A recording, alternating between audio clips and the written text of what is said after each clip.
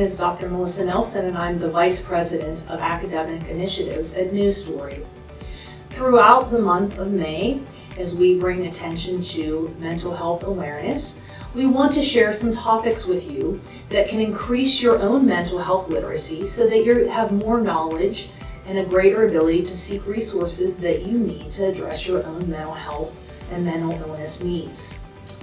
Having a greater understanding of how prevalent mental health and mental illness are in children, adolescents, and in adults like us can help to reduce the stigma that keeps so many people from seeking resources and help to address their mental health concerns.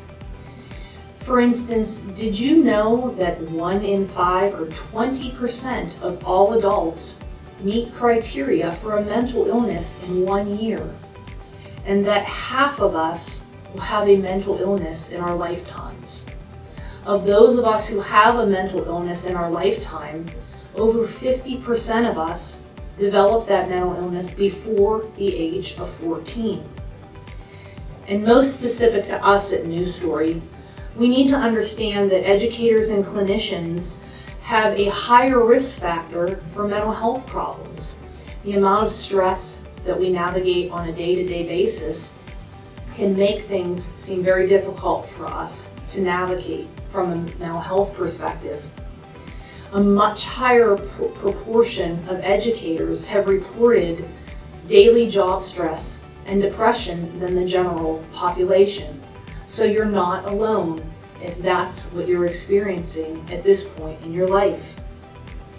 When we understand how many of us are affected by mental health problems and mental illness, we can move beyond the judgment and shame that so often keeps us from seeking help to improve our mental health and to address mental illness. This understanding also allows us to be more compassionate when working with the adults and the children that we serve.